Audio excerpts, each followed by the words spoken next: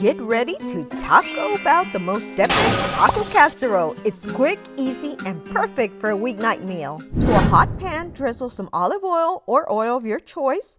We're going to be frying some corn tortillas. Just a quick fry on each side. We're looking for a slight crispiness without making them too hard.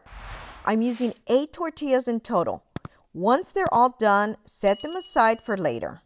Now let's amp up the flavors by adding a little more oil to the pan. Around 2 tablespoons should do the trick. Next in goes a can of refried beans. I like to use the Rosarita brand, but you can use whatever you have. Even though they're refried beans, we still want to give them a good mash and a sprinkle of salt. We're really just warming these up. Once they're ready, we'll set them aside as well. Moving on, you'll need 2 pounds of ground beef. Today I do have a little extra. It's about 2.7 pounds to be exact, but 2 pounds will do. I like using this handy meat chopper to break it up. It breaks it up really nicely. I'll leave a link below if you're interested. If you're not watching from my YouTube, it'll be posted in my bio. If you're not using lean beef and end up with fat like this, just make sure to drain it. Now let's add half of a chopped onion for that savory goodness. We'll mix it all together. Then toss in 3 minced garlic cloves for that aromatic touch. For a kick of extra flavor, I'm adding 1 teaspoon of chopped serrano peppers from my garden. Feel free to adjust based on your spice preference. For seasoning, I'm also adding salt and pepper, and this is to your taste. To make things more convenient, I'm adding a packet of McCormick original taco seasoning, a time-saving tip for your busy week. We'll pour in 1 cup of water, just enough to bring everything together. We're going to bring this to a gentle simmer, then cover it and let it cook on low for 10 minutes. Once it's done, we'll set it aside to let those flavors mingle. Now it's time to grab your favorite casserole dish and give it a light spray of oil. Usually I use my regular size casserole dish, but today I'm using a smaller one. It measures about 10.5 by 7.5 inches. You can still use your regular size one though. Begin by creating a base layer with the corn tortillas we fried.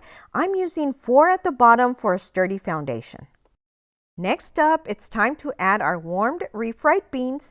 I'm adding all of them, but you can adjust to your preference and just use half of them if you'd like. Next flavorful layer is the seasoned ground beef we prepared earlier. You want to spread it evenly over the beans, ensuring each bite is packed with deliciousness. And now for the ooey gooey factor, a generous layer of shredded Colby Jack cheese.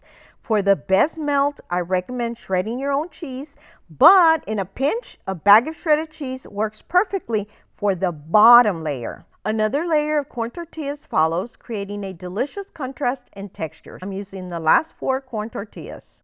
For a creamy touch, I like to add a layer of sour cream.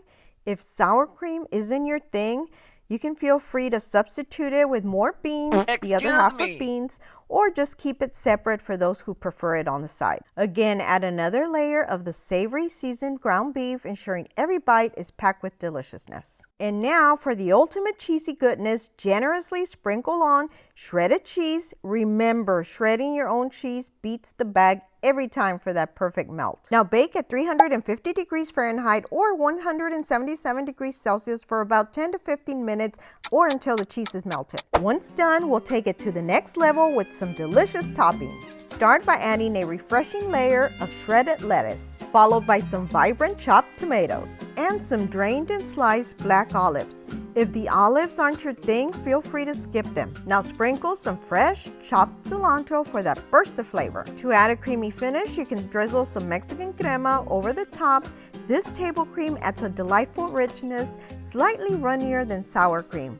And for the final touch of indulgence, dollop some guacamole on top.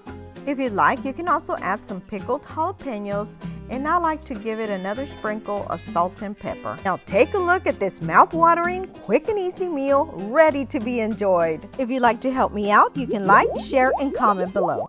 If you haven't already subscribed, please be sure to do so below or hit my little picture on the side. Also, don't forget to hit the little bell to get notified of all of my new videos, and please be sure to check out these links on the side. Share with your friends. Thanks for watching and your support.